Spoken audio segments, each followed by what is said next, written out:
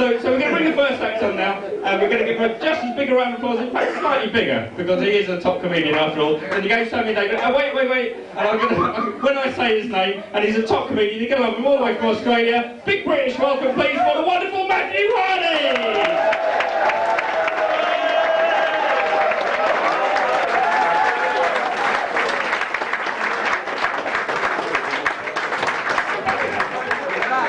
Good evening. Shh, bit of shush over here. Shh, shh. Check it. Apparently means shut the fuck up, I'm not sure. Anyway, good evening, g'day, bonza, you little ripper, chuck another kangaroo on the barbie, mates. That's right, I'm your token Aussie fucking idiot for this evening's entertainment. I can see the excitement in your eyes all around the room right now. And there's gorgeous girls all around this place. I don't know which ones to look at in what order and for how long each. What's your name there, that blonde lady there? What's your name? Just 1 second, I'm just making friends with people. What's your name? She can answer for herself. What is Alexa. And can I ask you, have you ever had an Aussie kiss?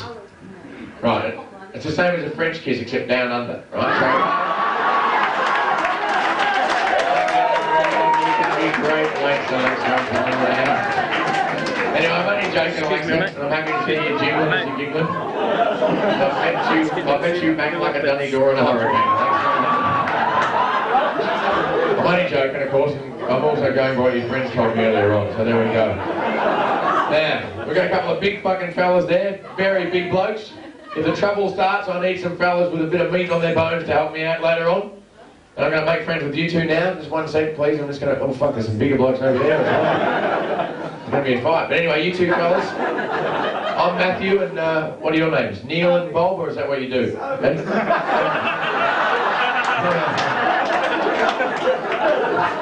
night. I'm off.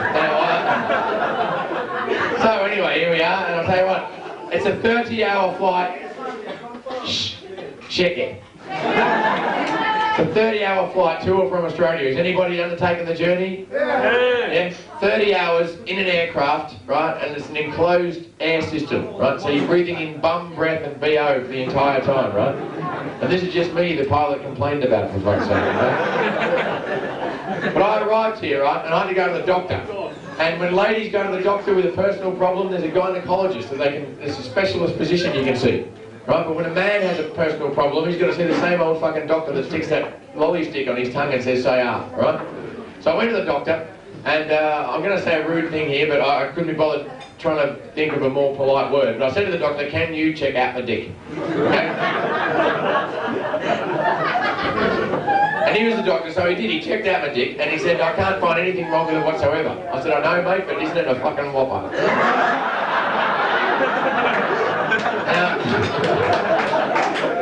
So there you go. Anyway, I've been a bit rude.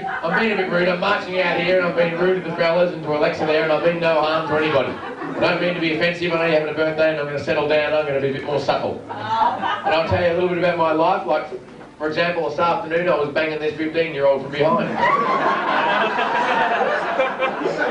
And that's quite old for a sheep. So, there we go. Now, I want to say hello to the boys from Blitz TV over the back. Can we have a round of applause for the Blitz TV boys? Everybody's on the fucking small screen there now. Your birthday's being filmed, so behave yourselves or there's evidence for everyone to see later on. Also, I discovered during my travels around England, right? I've just come back from Birmingham. And is anyone from Birmingham originally in the room right now? No? Right. Enough of your Jewish fucking jokes, alright? You know what I mean?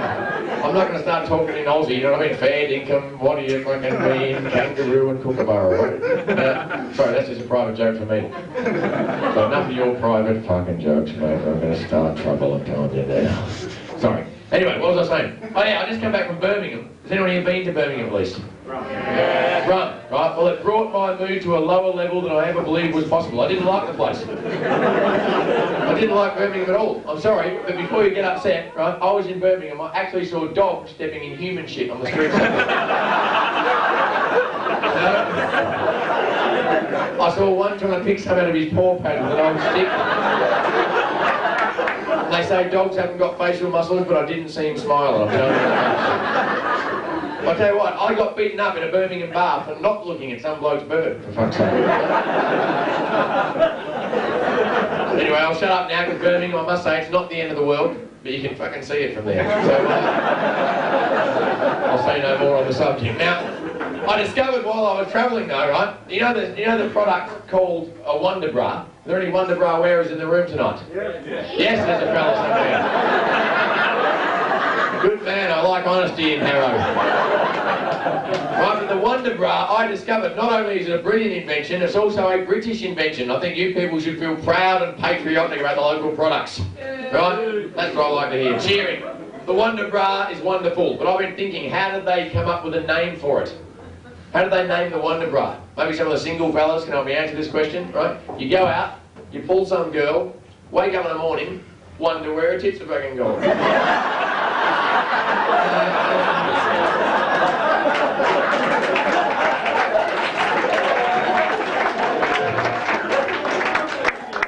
Just an idea anyway. Now, I was out drinking last night. You know when you go out for a big drink, you think, I'm going to get very drunk, right? And I was at the bar last night, and you know when you stick your hand in the pocket of an old pair of jeans, and you unexpectedly find a £10 note screwed up in there from a previous occasion, you think, well, this is fantastic, I'm having a great night, and it's just got better, right? I did that last night. I found the tenner, right? I felt excellent, but the bloke who was wearing the jeans at the time, he was not happy, I can tell you now. But anyway, I'm feeling fine this evening. I'm feeling pretty good because I'm seeing a lovely English girl right now, and she looks like the closest thing to Patsy Kensit. Right? She looks like Liam fucking Gallagher.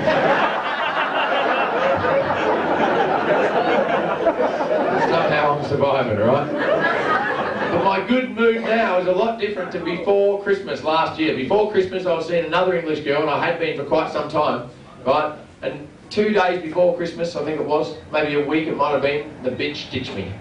I call her a bitch, she called me a bastard, that's the arrangement we've agreed to, okay? I was all alone as an Aussie without me mum in the cold, and I fucking had no Vegemite or nothing, alright? But the thing is, I learned a lot of lessons. Now I lived with this lady, I'd never lived with a lady in Australia or in England before, but I learned a lot of lessons about living with ladies. And the first lesson I learned is when you live with a woman, the situation is exactly like an onion. Let me explain myself for a second, alright? Just as an onion will shed its skin, one layer at a time, so will a woman unveil new parts of her personality as each week goes along, right? And I learned that either way, it stings your fucking eyes. Yeah? Now, we were living separately, right? And everything was going well, but when we moved in with each other, everything went wrong immediately. I didn't know whether I was upsetting her or she was upsetting me, or the fucking combination of the two was just making fucking sparks fly. But I'm telling you, things weren't right as soon as we shared the same space. And I'll give you an example of what I thought was a little bit of fucking strange shit taking place, right? We moved in with each other, and on the second Saturday morning, right, I woke up in bed, first thing, very early, right, next to this girl. I'd only just opened my eyes, and she was already fucking angry with me. I thought, how can I have upset her while I was asleep? So I ran through my mind. I thought, what do I do first thing in the morning when I wake up? And various ideas came to my thoughts, but I chose two, right? Now, most mornings when I wake up, I will either, well, sometimes I'll wake up and I'll be too hungover from too many drinks, right? Or too sleepy still to open my eyes. But I'll sense that I'm awake because I know the morning light is streaming through me lids, the thin skin there, and I can feel the mattress beneath me, and I'll relax, and I'll remember where I am, and I'll let a great big fart rip right out. All the bubbles of the previous evening's pint, shove them out and start the day afresh, right? Now, either I do that, or some mornings, if I was lucky, my cheeky girlfriend would surprise me by waking me up with a kiss right on the end of my old fella. And I thought, don't tell me both these things. Because that'd be very bad timing. Now, fortunately for me, and more so for her, that wasn't the case. But I persevered, and it turns out, and I warn the men in the room right now, it turns out the reason I was in trouble, and this is true, right? I was in trouble for something I had done during her fucking dream. Now, straight away, I asked her what I'd done during her dream, because I was going to try and talk my way out of it.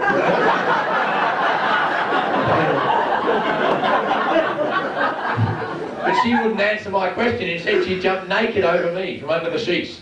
She sprinted up the corridor, ran into the kitchen, opened the cupboard, got a stack of plates and started frisbeeing them toward my windpipe, right?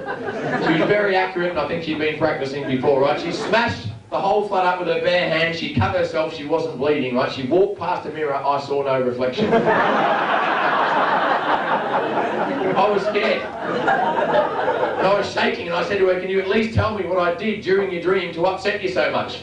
Right, so she simmered for long enough to say that during her dream, I'd been fucking her best friend. And I thought, Christ, if she finds out, I actually have.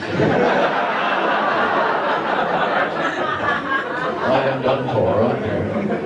But I survived. I survived to offer this advice, once again, to the men in the room, if I may. And can I warn you, fellas, if you're seeing a lady on a regular basis and you've been going with her for quite some time, right? When and if she begins to speak about her biological clock ticking, do not, in any tone of voice, ask if it's got a snooze button. She won't find it funny, I can guarantee that.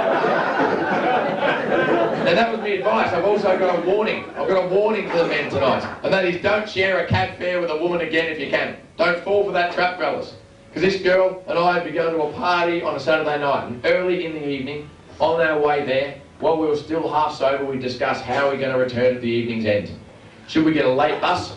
Should we find someone who's not drinking, they can drive us back? Or should we jump in a cab with some people we've just met and jump out at the lights when they're not fucking ready? All the ideas would be considered. But come the end of the night, we'd stumble out, very drunk, right? She'd go, fuck, I've snapped a heel, I've done me stocking, how about we call a cab and we share the fare? And I'd say, call a cab and share the fare. I can sing everything I say when I'm pissed. That's another story. Now, the cab would pull up outside our place at the end of each party, and this is the same time my warning arrives, because that's the same fucking occasion she would always happen to lose her purse. She'd go, I know we agreed to share the fare, but I can't find me money now, so you better pay it all to the van yourself, and I'll sort you out inside. So I'd struggle to cop up the coins. I'd do so, and I'd get up our stairs and I'd find her in our bed, on her back, with her legs akimbo, facing the door, wearing nothing but a great big gorgeous grin, and beckoning me seductively like this, right? And I'm left there thinking, is this the right time to ask for her share of the fare? And I'd have to decide the money or the box, right? It's a game show you won't see Bob Monkhouse hosting. I'm telling you now. The money from the Jewish table, they say the money every time.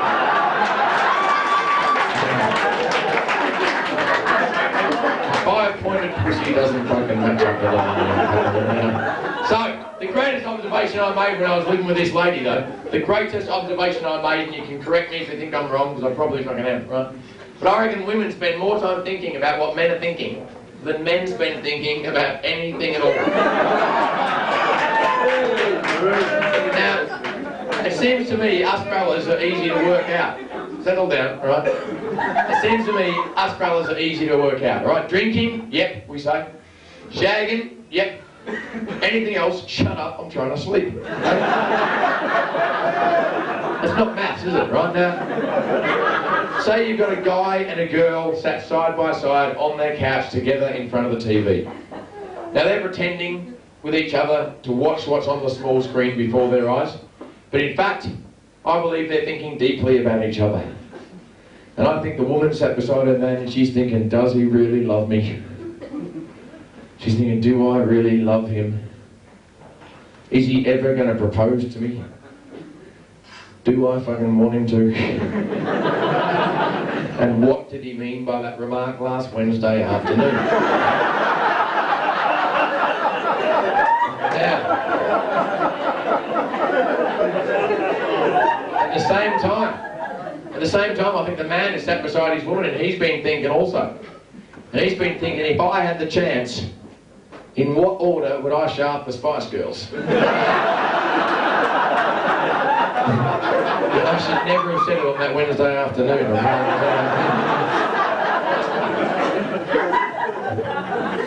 But the biggest mistake I made of all, and I want to warn my fellow man one final time tonight, I decided just before Christmas to get this girl some sexy knickers as a surprise gift. Sexy knickers, I thought I read a Squire magazine, I worked out what was the right stuff to buy, and I bought the sexiest fucking panties you've ever seen, right? And I gave them to her. And I thought she'd be so excited, she'd have no choice but to drag me into our room, to lock the door behind us, to wrap a feather boa around her neck, to crank up the French-style can-can dancing music to the max, and to give me a personal, pelvic thrusting, private little fucking preview of those panties on the spot. That's what I thought, but I was severely mistaken. Because instead, 4 or 5 mornings went by, she was wearing other pairs of undies. She left the sexy stuff on the fucking floor. I thought I should speak up. I spared no expense, but no, I thought I'll zip me lip a little bit longer. So 4 or 5 mornings went by, that was okay by me, but the 6th morning arrived, and with it was a straw that broke this camel's back. Because I watched that morning as she was getting dressed by her drawer. Right? I was pretending to be asleep, but I was fucking peeping. Some nights, fellas, you get home late, that's as good as it's going to get, right? And I watched as she pulled on that morning the mankiest, mouldiest old pair of pants. They were moth-eaten, there was no elastic left, they were saggy, baggy, they looked like a mechanic could have been mopping up with them after a hard week's work. Well, this is when I snapped. I said, what's going on? I bought the sexy, exciting stuff. Instead, you're wearing some rotten, wrap-around old fucking rubbishy pair of pants. Can you say something to soothe me now? She let me finish. Right, she took a big step back. She narrowed her eyes. She looked straight into mine. I thought, I have fucked up in a major. Then finally, after pausing for what seemed like forever, she spoke. And when she spoke, I'll never forget what it was she said, right? She goes, can you give me some peace here? She goes, can't you see they're me period pants? Now, there's a few ladies laughing. All the lads are saying more information right now. We're not alone. I said to her, I said, you're not telling me you've got a special pair of pants that you hide aside tucked in the back dark corner of that drawer, saving only to put on for when you're having your period. I said, which period are we speaking of? The 1860s? It looks like you had them on 100 fucking years here. But with that, she gave me the evil eye. She didn't speak, but I knew what she was saying. She was saying, one more word, mate, and I'll rip your nuts right out of the sack. So that is the biggest lesson I ever learned, and I warn my fellow man. Don't make that mistake, all right? Well, I thought it was the biggest lesson. I thought it was the biggest lesson until 7 days later, following the period pan incident. Right, we'd just come home from a party together. It was late one night, I remember, because I paid the whole fucking cab fare for them. But this time I was seeing a payoff, right? Because we were under the sheets, squeezing each other's round things. Everything was going fine so far. And suddenly she stopped me. She goes, what the fuck do you think you're doing here? I said, I don't know, I'm pissed, you better explain. She goes, explain, you got one shoe on, the other one's off, your belt's gone missing, your trousers are twisted around your fucking knees, and you're still trying to get your soft, sorry little sausage shoved into me somehow. She said, you want a shoehorn? Right?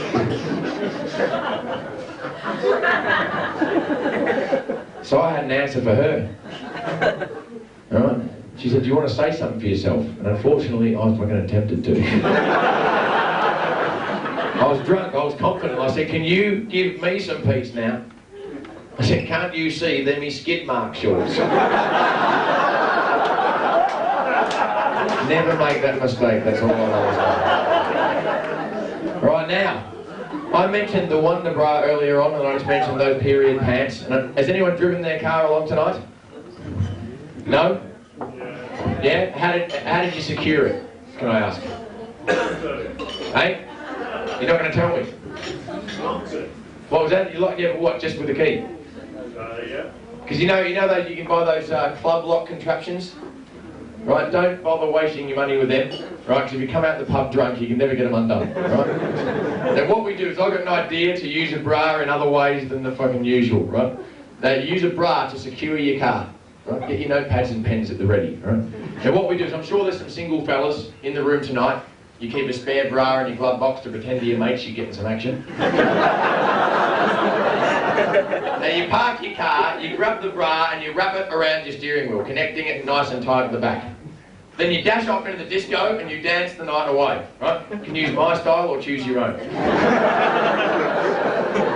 But either way, you're inside having a good time, the thief will arrive and he is going to be a bloke. He'll shine his torch in your window. You take one look, he'll say, fuck me, I'm never going to get that off. To the next motor, you see? Ladies clapping their hands hard there, alright? While I'm talking about bras, I always get grief off girls whenever I'm given a chance at a bra, because I can't get the bloody thing undone, alright? It's dark and it's difficult and I'm drunk and it's at the back there and there's a gear stick in the way and all sorts of shit, right? But next time, can I ask everyone in the room right now, next time you got the good fortune to see a woman getting dressed first thing in the morning, can I ask that you watch carefully, because I guarantee you're going to see her cheat. Yeah, because she'll connect that fucking thing at the front, then twist it around, pull the cups over her curves, and slip her arms through the straps at the end of it all. Right, but can I warn the fellas now? You try taking one off the same fucking way. She might find it funny and that's what Now I'm about to take off. We're about to take off, and very soon I imagine there's going to be a break. And when you have your break, can I ask the women in the room to appreciate you provided with your own cubicle when you go for a pee? A bit of privacy. Because when a man has a piss in public, I'm not sure, fellas, if I ruined one of our last sacred secrets. I'm not sure if the women all know this, but when a man has that public piss, if he sees a cigarette at the same time, he will use the stream of urine to piss that cigarette all the way along, right down the end, till it disappears down the hole, never to be seen again, right? But I'm just telling you this now, because I did it earlier on out there. And the bloke who was smoking the cigarette at the time did not find it funny. I'm Matthew Hardy, have a good night.